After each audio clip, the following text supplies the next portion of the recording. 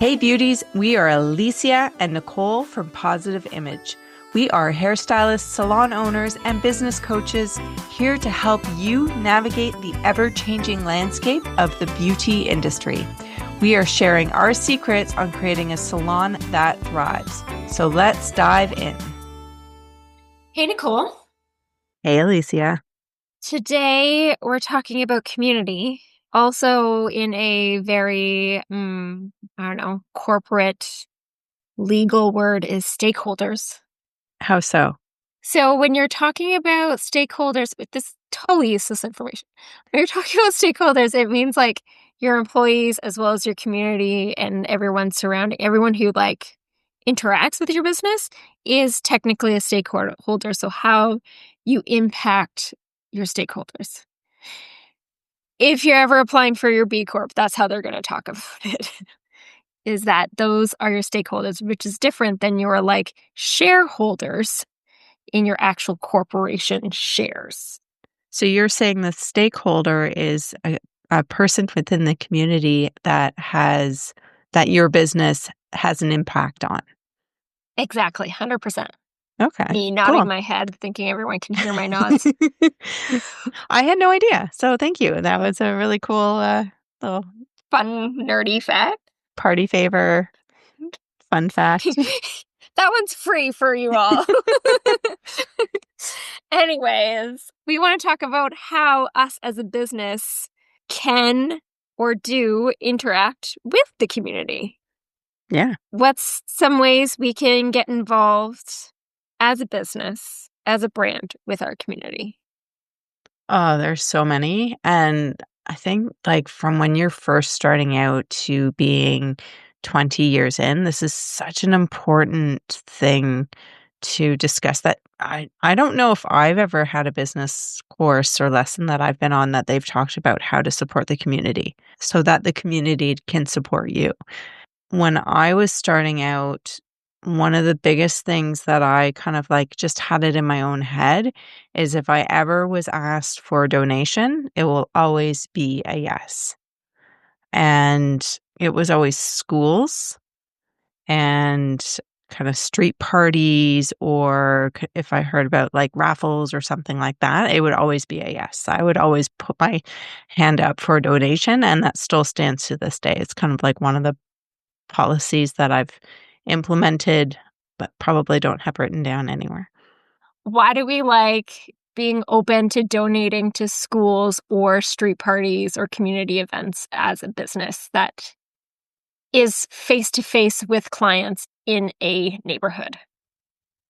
So why do we like it? From like a business marketing benefit aspect. Well, it gets your name out there. So it is just basically free marketing that usually if you are doing a donation of some sort, a gift card of some sort, or gosh, anything, even helping out at an event, your business name is going to be in the literature, or people are going to be walking by and they're going to see your logo, and it's just going to be something that starts to become repetitive.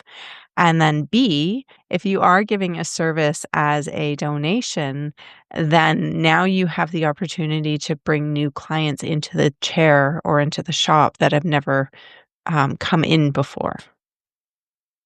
Love it. I see a And light bulb. So there's two things. I'm gonna stick with my question first, and then I'll get to the other thing. Who sees these things at the schools? Oh, the families who are living around the schools. So the community. Parents, moms.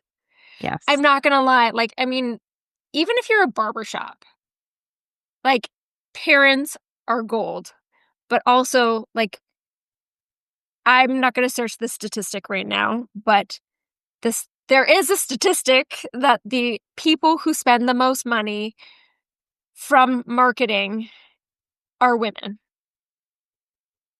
So we just put ourselves in front of those that are spending the most money in our industry, including teachers who are also predominantly women. And we're being very stereotypical and not gender neutral, but I do feel that the person who would be attending the school function is the person who would be making the decisions as to where their children are getting their haircuts. And it doesn't have to be male or female. It's just that person is going to be more inclined to being the bigger decision maker within the family. The other thing, so one key piece to marketing is repetition. This is what you said, is that we're getting our name out there, our brand out there again and again and again in front of people's eyes. And so one of the key things to marketing is repetition, in that the more we see something, the more we trust, the more we feel familiar to it. So we've decided that we know it, even when we don't know anything about it.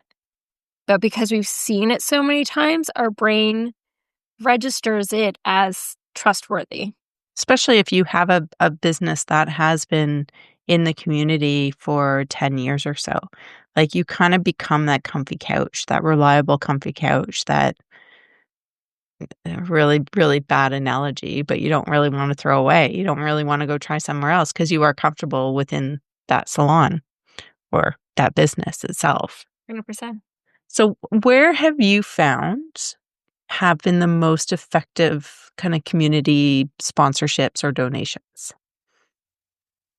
I would agree. School fundraisers asking for donations are usually the best, because it's rare that you're going to get a school that's not in your community asking you. I have had some requests from just like galas or fundraisers with auction events in general. I wouldn't say I really get a lot of ROI, return on investment, from those ones. Another thing that I would say, which is similar but different, is there's a street festival that happens in front of the salon every year, and we don't do it every year, but we have for a number of years done pay what you can haircuts on the street. Hmm.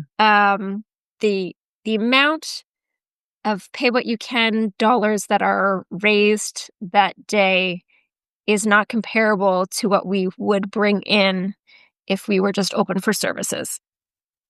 So, like, you're not doing that and like making a ton of money, but you're taking that money, and then we usually just give that back to another not-for-profit in the neighborhood that actually serves the neighborhood versus something outside of the neighborhood.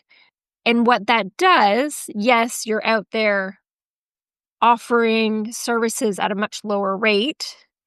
I think we've gotten as low as $3, but to me, that's like just pure compassion and giving, because that's all that person can afford. And we've had people who will come back every year over year, because it's the only time they get a haircut. And then taking that money and then giving it again to the neighborhood, it's just like the feel good and like the community impact is amazing. And then if I want to bring this around to a business side and a marketing side, the number of people in the neighborhood, because it's literally in front of the salon, that walk by, see what we're doing, and also feel good about that, feel good about us. And then they may not get a haircut on the street, but they're coming back in the next few months. And they'll support you because you're supporting the neighborhood. 100%. So, like, there's things that you need to think about on, hands down. I still understand at the end of the day, we have a bottom line and we got bills to pay. But I think it never helps anyone from your mindset, from growth opportunity, from marketing opportunities, if you're thinking, I can't give that. But that might be an interesting, like, model for another salon to use. They might not have the street fest, but they might just say, "Okay, Mondays, we're usually closed. I'm gonna see if my staff will volunteer and just be open on a random Monday evening, and just for 4 hours, just do a pay what you can at that point." And it's just like a quick shampoo, and they're leaving with damp hair. And just, like, even promoting that as a fundraiser for Like, I think the Red Door Foundation is close to me, but something along those lines, or a food bank, or the Make-A-Wish, or Angel Hair for Kids, or something along those lines. That would be amazing, to get that kind of marketing side of it, but also, like, there is a gift giving mindset that you're supposed to take 10% of your pay or what you can and give it back to a charity or something like that. I do that with Angel Hair for Kids because I absolutely love that charity. And so it's kind of along the same mindset as that. Like, if you can just take 4 or 5 hours out of a busy year, that's really nothing, and to be able to give back. So I love that. I love that idea too. There's always opportunities, there's always ways, and you're never not gonna feel good about giving. Yeah. You're never not gonna receive the dividends. And with that being said, and with me pointing out all these business benefits, like, if you're sitting there being like, your energy is like, "Okay, well, I'm giving this, so I gotta get this back," like, you're not gonna get it. No. Like, if you're not there because you actually care to do it, you're not gonna receive the dividends back to you. It's you have to want to do it also. It can't just be "This is a great business idea, let's go." No, You it know? needs to come from a place of love and a place of, like, I'm doing this for the community rather than I'm doing this to enhance my business. You don't wanna be Scrooge. No, No, no especially around Scrooge. Christmas. No. I'm just thinking right now, I have a friend who owns a salon in Markham, and every year it's a family-owned salon. His dad's a hairdresser. They've been doing it forever, and, every year they put on a gala, a full-on, like, Italian-style gala up in Vaughan area, Markham area, and the funds raised goes to, um, the breast cancer foundation in one of the hospitals in their area, and to me, like, I've helped him out in the past on his board, his community to put it all together. It's a whole big production, like, that's a whole 'nother level, but they absolutely love it, as well as their clients absolutely love it. So, like, you can do something small, you can also do something big, and I think it's really cool, as I go off on weird tangents, to think about how much power you have as a business to make impact. And I think it's if you think about, like, how if throw a stone into water, the ripple effect that you get, like, it could be the smallest stone, but it still kinda creates a big ripple. So, when you're coming from those sort of things, like, don't shy away from doing something because you think it's gonna be insignificant. You as a business already have a strong position within the community, doesn't matter if you're 1 day in or 20 days in. And anything that you can do helps the community, and again, especially if it comes from a place of earnest and authenticity, then it's just gonna come back to you, and it might not even be in a way that you recognize or that you realize. It's one of those things that you just have to, like, kinda, like, let that become its own entity, and it will be amazing at the way it can kinda come back and the community can rally around you and support you. I know during COVID, I started purchasing masks using, like, as Canadians, we got money from our government as a grant, and I was able to use that money to purchase in bulk masks and stuff like that. And my mindset at that point is like, I just want to do things that help the community and that can make people who are having really hard time finding certain things, especially kids masks, for the community. And a year later, that was the best business decision that I had made in such a long time, that it really helped me, and it's the knock-on effect is still so strong because the community still sees me as a safe place because I help them out when I've put out a call for help to the community, they've come and answered it. So it's a beautiful thing, and it was never even a thought that crossed my mind that, "Ooh, how much money can I make from this?" It was all about how can I help and serve the community because I have access to these things that most people don't. Yeah. Also, one of the neat things that I love to sponsor are local sports teams. Oh, cool, yeah. I mean, I feel like that's really fitting for you, actually. Yeah. Well, when I was a kid, I played soccer for the East York Club, and I remember looking at my jersey and seeing, like, whose neighbors paints or whose blah, blah, blah real estate, and then I had the opportunity to put my logo on those shirts, and I'm like, "These kids are just gonna be running around with, like, Manzer Hair Studio written all over them," and you know what? I think I've gotten a few clients from it, but again, it's not something that I've thought to make a lot of money. I just love the fact that I could support a local team. And then again, had people come and ask if I could donate or sponsor for the baseball team. And I also do it for the local arts market too. So I just sometimes I'll rent a booth, sometimes I'll sponsor music, depending what it is. I never show up and I don't do a lot to advertise myself. I just like the fact that I'm giving money to these things that other people can benefit from them. I think that's the biggest thing at the end of the day, is how can you give back? So, as we're talking about different things that you would give or sponsor or donate to, what kinds of things are you pro donating and not pro donating? Right. My salon, we donate blow dries. And I will always donate a blow dry and never a haircut and sometimes product, but not very often product. And what a blow dry does is I know that my team give amazing shampoos, scalp massages, and blow dries.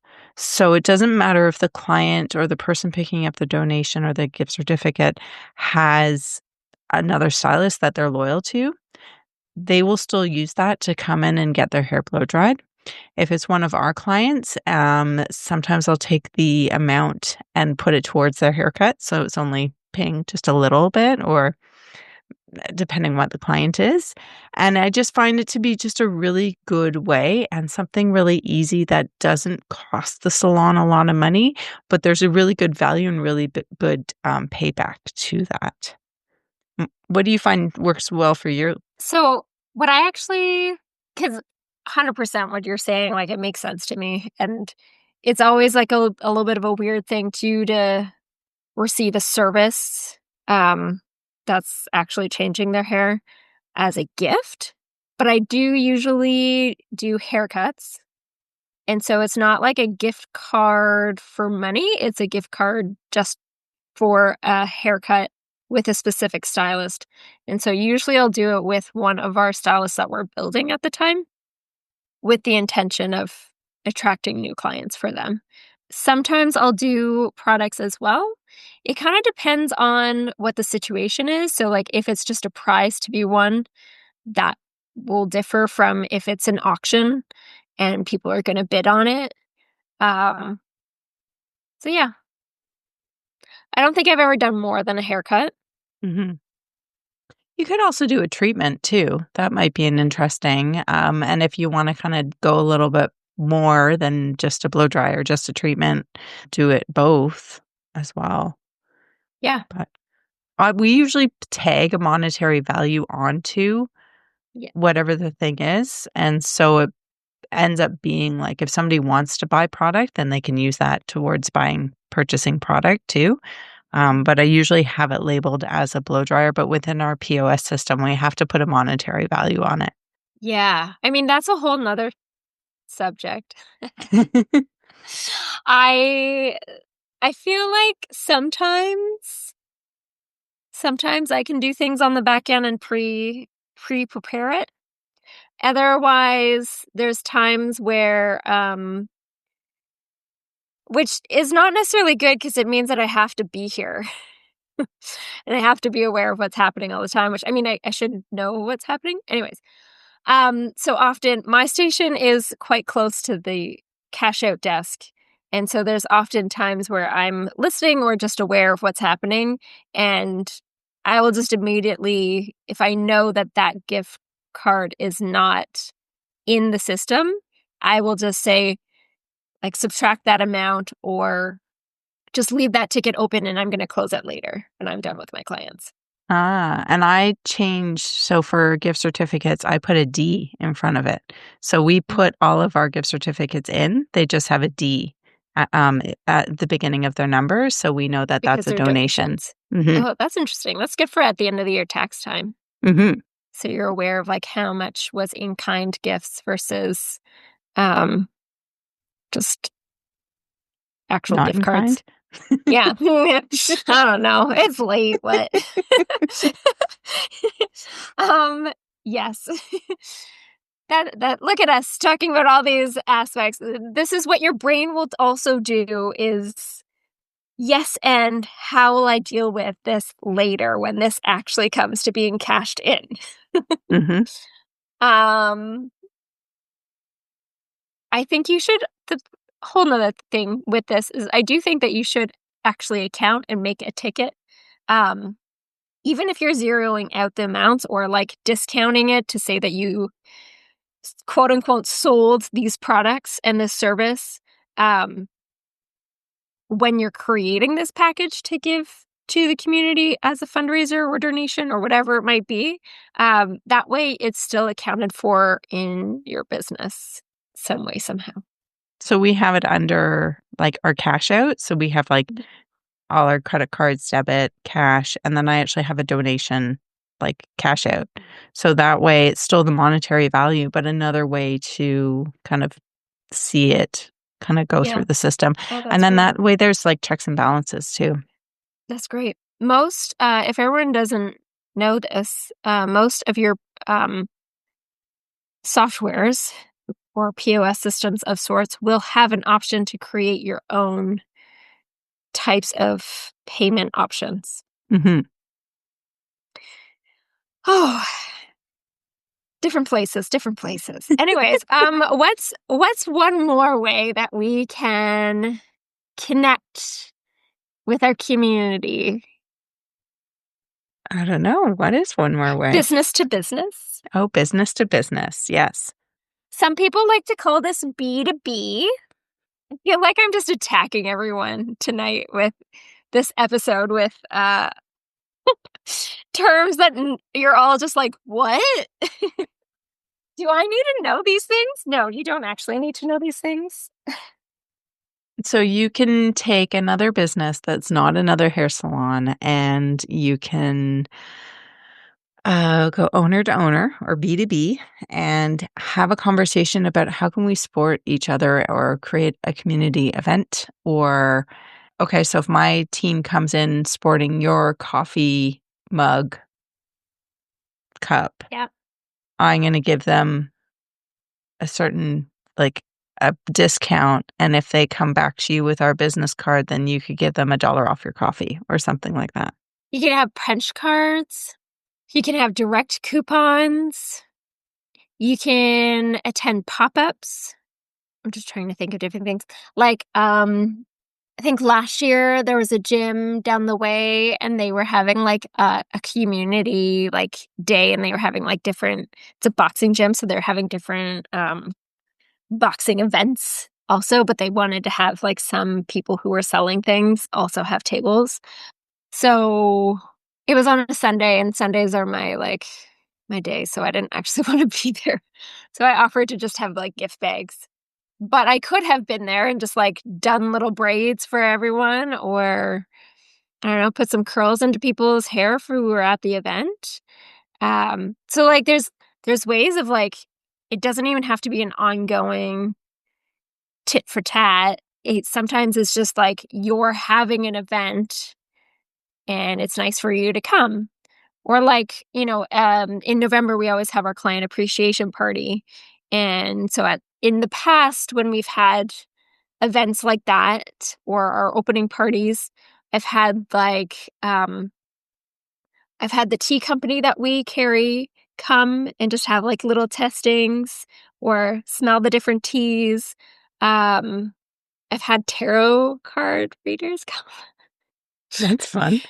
Yeah, so like there's different ways like that people can set up a little pop-up within businesses, same as like you can go to other people's businesses, especially if they're having a specific event that day.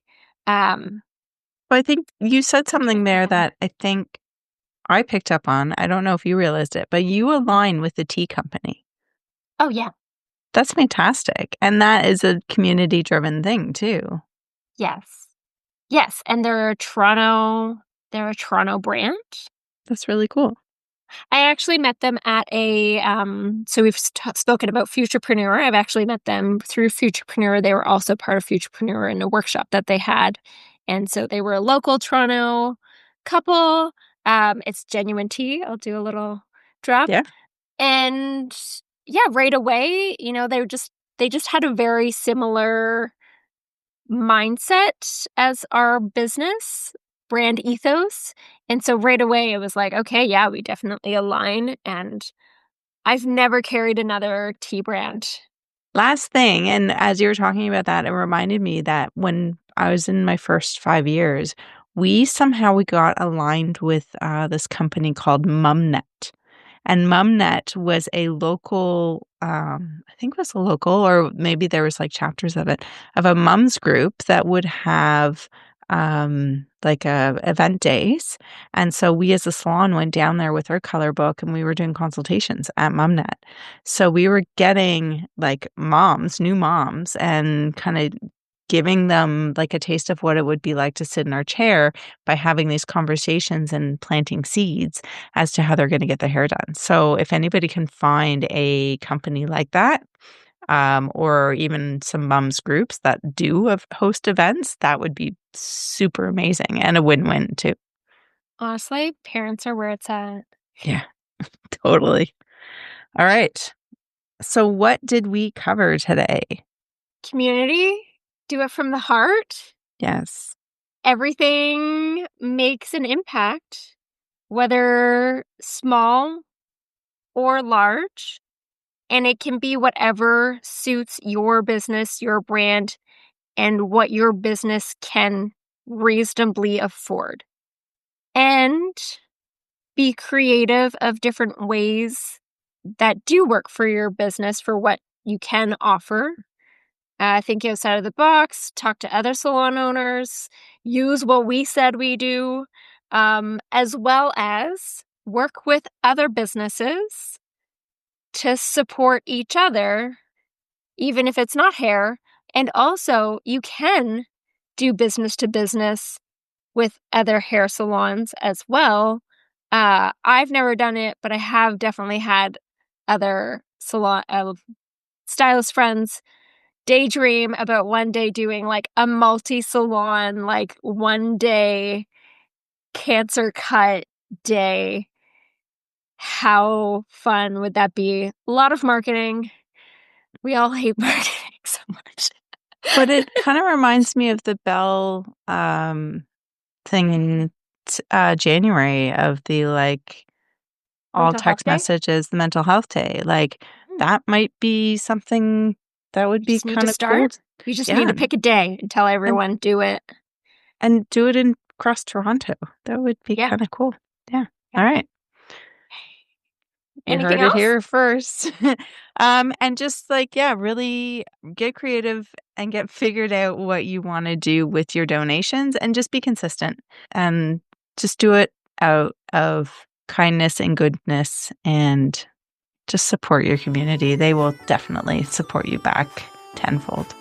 Thanks so much for listening in today. The Positive Image podcast exists to empower hairstylists and salon owners with real conversations, practical tools, and authentic stories, building confidence, connection, and community in the beauty industry. Subscribe to stay tuned in for our next episode.